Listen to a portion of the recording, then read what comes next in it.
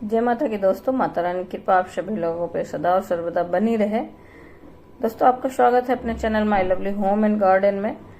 दोस्तों, आज हम लोग बात करेंगे इस वीडियो में वट सावित्री व्रत 2023 अमावस्या तिथि कब से कब तक है, पूजा विधि क्या है, पूजा की सामग्री क्या है, पूजा का शुभ मुहूर्त क्या है, व्रत खोलने का शुभ मुहूर्त क्या है। फिर उसके बाद दोस्तों देखिए, इस व्रत को कुछ लोग अमावस्या तिथि को करते हैं, ज्येष्ठ की अमावस्या तिथि को करते हैं, और कुछ लोग कहीं कहीं पे ज्येष्ठ की पूर्णिमा तिथि को करते हैं। तो आपके यहाँ जैसा होता होगा उस हिसाब से आप इस व्रत को कर सकते हैं। दोस्तों, तो इस वीडियो में हम लोग जान लेते हैं पहले कि इसका अमावस्या तिथि लग कब से रही है और सूर्योदयकालीन तिथि कब है। दोस्तों, वट सावित्री व्रत जो है ज्येष्ठ मास की अमावस्या तिथि 19 मई 2023 को रखा जाएगा और दिन शुक्रवार है। और अमावस्या तिथि प्रारंभ तो हो रही है 18 मई रात्रि 9:42 गुरुवार से ही, और अमावस्या तिथि का समाप्ति हो रहा है 19 मई रात्रि 9:22 पे शुक्रवार को। लेकिन सूर्योदय कालीन तिथि के अनुसार इसे शुक्रवार के दिन ही किया जाएगा और इसकी सूर्योदय कालीन तिथि प्रारंभ हो जा रही है 5:48 से, और सूर्यास्त का समय रहेगा 19 तारीख को 6:58 पर। तो दोस्तों, ये तो रहा कि हमें व्रत मतलब सूर्योदय कालीन तिथि के अनुसार 19 मई को ही करना है। फिर उसके बाद दोस्तों, इस व्रत को हम लोग अखंड सौभाग्य के लिए करते हैं और इससे सुख समृद्धि संपत्ति सब कुछ प्राप्त होता है, और इस व्रत को पुत्र प्राप्ति के लिए भी किया जाता है। दोस्तों, फिर उसके बाद आपके यहाँ जिस विधि विधान से होता है उस कई जगह लोग जो होता है अपने क्षेत्र के हिसाब से कुछ चीजें चेंज हो जाती हैं, लेकिन हम लोगों के जिस हिसाब से होता है, हमारे यहाँ जिस हिसाब से होता है उस हिसाब से मैं इस वीडियो में जानकारी देने की पूरी कोशिश करूंगी। उसके बाद दोस्तों जान लेते हैं इस व्रत के लिए पूजन सामग्री क्या क्या चाहिए, जो बहुत जरूरी पूजन सामग्री होती है उसके बारे में जान लेते हैं। पूजन सामग्री है दोस्तों, सत्यवान और माता सावित्री की मूर्ति रहती है और बांस का पंखा रहेगा। उसके बाद लाल कलावा रहेगा, धूप दीप घी रहेगा, फिर फल रहेगा, पुष्प रहेगी, रोरी रहेगा, सुहाग की सामग्री रहेगी और सिंदूर रहेगा, भोग प्रसाद रहेगा। दोस्तों, बरगद का फल रहेगा और अंकुरित काले चने रहेंगे, और उसके बाद जल भरा कलश रहेगा। दोस्तों, कलश मिट्टी का रहेगा। फिर उसके बाद ऐपन बना के ले जाते हैं हम लोग, चावल पीस के हल्दी मिला के। फिर वस्त्र आप अपने सामर्थ्य के अनुसार ले जा सकते हैं, और सुहाग की सामग्री जोड़े में बहुत लोग चढ़ाते हैं, आप भी चढ़ा सकते हैं। वस्त्र भी आप अगर सामर्थ्य है तो आप साड़ी कपड़ा कुछ भी चढ़ा सकते हैं, या फिर 1.25 मीटर कपड़ा चढ़ा सकते हैं। नहीं सामर्थ्य है दोस्तों तो आप कलावा से भी वस्त्र रूपी समर्पण करके काम चला सकते हैं। फिर उसके बाद अंकुरित चने रहते हैं कथा सुनने के लिए। श्रृंगार की सामग्री भी बहुत लोग अपने औकात के हिसाब से दोहरा चढ़ाते हैं, जोड़े में चढ़ाते हैं, एक वहीं वृक्ष के पास छोड़ देते हैं और एक को अपने इस्तेमाल करने के लिए ले आते हैं। दोस्तों, इस प्रकार से दोस्तों उस दिन पहनने के लिए नए वस्त्र रहते हैं। अगर नहीं सामर्थ्य हो तो साफ सुथरे वस्त्र पहन सकते हैं। आप कोशिश करिए कि ऐसा कोई वस्त्र न हो जिसमें मतलब मांस मदिरा खाया हुआ हो, तो साफ सुथरे वस्त्र को ही धारण करें। फिर उसके बाद इस दिन सुबह स्नान आदि के बाद घर की जो पूजा होती है उसको करने के बाद ये पूजा दोपहर में की जाती है। दोस्तों, कहीं कहीं लोग इसको एक दिन पहले से ही व्रत रखते हैं और दोपहर में पूजा के बाद व्रत खोल का पारण कर लेते हैं, और कहीं कहीं लोग जिस दिन व्रत रहते हैं मतलब 19 को जिस दिन व्रत रहेंगे उसी दिन सारे दिन का व्रत रहेंगे और पूजा के बाद फलाहार ग्रहण कर लेते हैं और दूसरे दिन पारण करते हैं। तो हमारे यहाँ तो उस दिन व्रत पूरे दिन रहा जाता है, सुबह से निराजल रहेंगे लोग, अब पूजा के बाद फलाहार ग्रहण करेंगे और फलाहार ग्रहण करने के बाद इसको दूसरे दिन पारण किया जाता है। और ये पूजा कैसे की जाती है अब ये चर्चा करते हैं। दोस्तों, पूजा करने के लिए इसके लिए हम लोग पूरे 16 श्रृंगार करके वट वृक्ष के नीचे जाएंगे दोपहर में, और नित्य क्रिया की तरह जो घर में पूजा करते हैं वो तो अलग करेंगे, लेकिन दोपहर में वट वृक्ष की पूजा करने के लिए जहाँ पे वट वृक्ष हो, जहाँ पे पुराना वट वृक्ष हो, जहाँ पे पूजन किया जाता हो, ऐसे वट वृक्ष के नीचे जाएंगे और वहाँ पे अगर गंदगी है तो साफ सफाई कर लेंगे। फिर उसके बाद वहाँ पे बैठेंगे। दोस्तों, वहाँ पे बैठ के पूरा बाकायदे बैठ के इत्मीनान से पूजा करेंगे। पहले जल का छिड़काव करके शुद्धिकरण करेंगे पृथ्वी की। वैसे तो देखा जाए वट वृक्ष में तीनों ही देव का वास होता है, ब्रह्मा विष्णु महेश का, और वहाँ का पूरा वातावरण शुद्ध होता है। फिर भी जल का छिड़काव करके शुद्ध करेंगे। जो जल हम लोग पहले से गंगा जल मिश्रित घर से ले गए रहते हैं उनसे छिड़काव करके शुद्ध कर लेंगे। पृथ्वी की शुद्ध करने के बाद वहां पे कलश की स्थापना करेंगे दोस्तों। जो मिट्टी का कलश होगा उसमें स्वस्तिक बनाए रहेंगे, कलावा बांधे रहेंगे और पंचपल्लो लगाकर हम उसके ऊपर जिस तरह से कलश आप लोग घर में स्थापित करते हैं सारी सामग्री को डाल के उस तरह से डालेंगे। जैसे सुपारी हो गया, सिक्का हो गया और उस पर पंचपल्लो लगाएंगे। आदि चीजों को डाल के हम लोग उसको स्थापित करेंगे। उस पर चाहे तो नारियल आप रख सकते हैं, एक पात्र के ऊपर दीपक या तो लगा सकते हैं, नारियल रख सकते हैं या दीपक लगा सकते हैं। फिर उसके बाद वहां पे माता सावित्री और सत्यवान जी की जो मूर्ति ले गए रहेंगे उसको स्थापित करेंगे और वहीं पे हम लोग गौरी गणेश को भी स्थापित करेंगे। गौरी गणेश जो कि हम लोग बनाते हैं सुपारी से और गोबर से बनाते हैं, तो उनकी स्थापना करेंगे।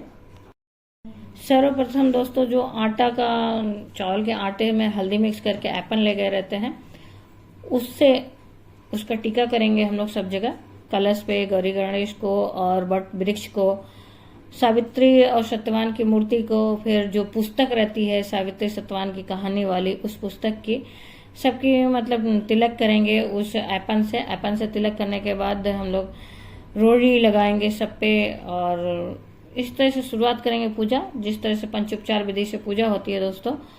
फिर उसके बाद दोस्तों सिंदूर जिनको लगाना रहता है उनको सिंदूर लगाया जाएगा और सुहाग की सामग्री और सारी सामग्रियों को दीपक जलाएंगे। दीपक जलाने के बाद सारी सामग्रियों को वहां पे हम लोग चढ़ाएंगे दोस्तों। सारी सामग्रियों को चढ़ाएंगे और कथा वहां पे सुनेंगे। अगर आपके साथ में कोई गया है तो वो कथा पढ़ सकते हैं, अगर कोई साथ में नहीं है दोस्तों तो आप खुद भी पढ़ सकते हैं। अगर पढ़ने नहीं आता तो किसी उससे आप श्रवण कर लें, कोई आपको सुना दे, आप उसे सुन लें। इस तरह से ये तो कहा, ये पूरे ग्रुप में ही इस तरह से पूजा की जाती है। अगर कोई नहीं है तो आप अकेले भी कर सकते हैं। आपके क्षेत्र और लोक में जिस तरह से होता हो उस तरह से भी आप कर सकते हैं दोस्तों।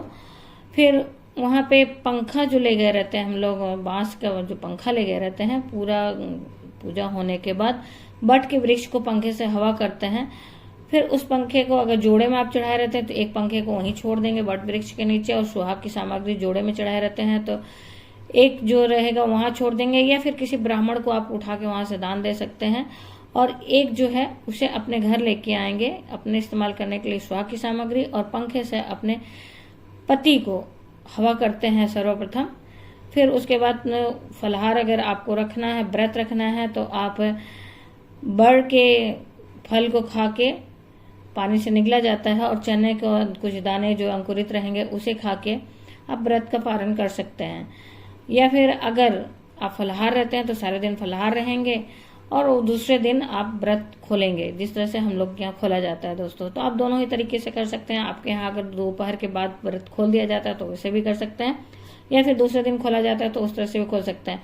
और भोग में हम लोग पूरी, गुलगुला, जो भी चीज आपके यहाँ भी चढ़ाया जाता है उस तरह से चढ़ा सकते हैं। मौसमी फल चढ़ाया जाता है उसे चढ़ा सकते हैं, मीठा चढ़ा सकते हैं। प्रसाद में आप स्वेच्छा से जो भी चढ़ाना चाहेंगे वो चढ़ा सकते हैं दोस्तों। व्रत की कहानी वहीं बैठ वृक्ष के नीचे ही बैठ के सुनी जाती है और हाथ में चना लेके सुनते हैं, और वहां पे हर बार कथा के बाद वहां पे गिरा देते हैं, डाल देते हैं। और संकल्प जरूर करें दोस्तों, किसी भी पूजा का शुरुआत करने के पहले सुबह सुबह संकल्प घर में आप धारण करें। नित्य जैसे हम लोग बताते हैं कि हाथ में आप अक्षत ले लें, फूल ले लें और थोड़ा सा जल ले लें और एक सिक्का ले लें, और कुशा हो तो कुशा ले लें, नहीं है तो फिर ऐसे ही काम चला सकते हैं। और व्रत धारण करें कि किस निमित्त आप इस व्रत को कर रहे हैं, और अपना उसमें नाम बोलें, अपने जगह का नाम बोलें, अपना गोत्र बोलें। गोत्र नहीं मालूम है तो कश्यप से बोल सकते हैं, सर्वश्रेष्ठ गोत्र होता है। इस तरह से संकल्प उस दिन धारण करें और उसे भगवान के चरणों में अर्पित करें, और व्रत जब पूरा हो जाए तो उसे आप किसी ब्राह्मण को दान दे सकते हैं उस पैसे को। फिर उसके बाद दोस्तों आप फेरे जरूर लगाएं। वहां पे आप जनेऊ चढ़ा सकते हैं, फिर आप कलावा जो ले गए रहते हैं, लाल कलावा, उसे चढ़ाएं, और वस्त्र जो ले गए हैं वो सब चढ़ाएं, सारी सामग्रियों को चढ़ाएं पूजा की जो है। फिर आप जो कच्चा धागा, कच्चा सूत जो होता है सफेद या लाल ले गए रहेंगे, आप अपने सामर्थ्य के हिसाब से 11, 21 या 51 या 108 कर सकते हैं। और हर बार 108 करने के लिए कोई दाना, किसी मूंगफली के दाने या फिर किसी भी चीज की, बहुत लोग सुहाग की सामग्री से करते हैं, 108 चूड़ियां ले लेते हैं या 108 बिंदी के पत्ते ले लेते हैं। स्वेच्छा से कोई भी चीज आप अपने वट वृक्ष के नीचे हर बार बहुत लोग चेंज करके चढ़ाते हैं, कोई भी सामग्री लेके। या कुछ लोग फल ले लेते हैं, 108 फल के दाने या अंगूर के दाने ले लेते हैं और हर बार फेरे लगाने के बाद एक एक दाने रखते जाएंगे। इस तरह से अपनी गिनती भी होते जाती है और फेरे भी पूरे हो जाते हैं। आप अपनी शक्ति और सामर्थ्य के हिसाब से फेरे कम या ज्यादा कर सकते हैं दोस्तों। इसमें कोई प्रेशर नहीं रहता है, कोई बाउंडेशन नहीं रहती है, कोई बाध्यता नहीं रहती है दोस्तों। तो ये तो रही पूरी विधि कि कैसे पूजा करें और क्या करें। अब जान लेते हैं दोस्तों कि पारण, जो लोग दूसरे दिन पारण करेंगे, पारण का समय क्या है। दोस्तों वट सावित्री जो व्रत है, ज्येष्ठ अमावस्या का, उसे व्रत खोलने का शुभ मुहूर्त है 20 मई को, दिन शनिवार हो जाएगा। सुबह 5:48 से लेके 8:55 तक है। तो दोस्तों आई होप जानकारी आपको उपयोगी होगी, आपको अच्छी लगी होगी। अगर इसमें से कोई भी जानकारी आपको अच्छी लगी दोस्तों तो आप वीडियो को लाइक जरूर करें। लाइक ही एकमात्र जरिया है जिससे हम लोगों को पता चलता है कि ये वीडियो आपकी उपयोगी लगी। और माता रानी के नाम का जयकारा जरूर कमेंट बॉक्स में लगाएं दोस्तों। फिर उसके बाद दोस्तों वीडियो की जानकारी अच्छी लगी तो अपने फ्रेंड्स और फैमिली में शेयर करें, ज्यादा से ज्यादा लोगों तक शेयर करें ताकि उनको भी ये जानकारी मिले और वो भी इसका सही तरीके से पूजा कर सकें। फिर उसके बाद दोस्तों बेल नोटिफिकेशन जरूर दबाएं। अभी तक आप मेरे चैनल पर नए हैं तो सब्सक्राइब करें मेरे चैनल को और बेल नोटिफिकेशन दबाएं ताकि आने वाली वीडियो की जानकारी आप तक समय से पहुंच सके। धन्यवाद दोस्तों, जय माता की दोस्तों। फिर मिलते हैं एक नई जानकारी के साथ एक नई वीडियो में। माता रानी की कृपा आप सभी लोगों पर सदा और सर्वदा बनी रहे दोस्तों। धन्यवाद दोस्तों। दोस्तों यहीं पे पीपल के वट के वृक्ष के नीचे ही श्री हरि विष्णु और माता लक्ष्मी की भी पूजन अर्चन की जाती है, उनका भी यहाँ पे ध्यान लगाया जाता है दोस्तों। तो इसका भी ध्यान रखें आप लोग।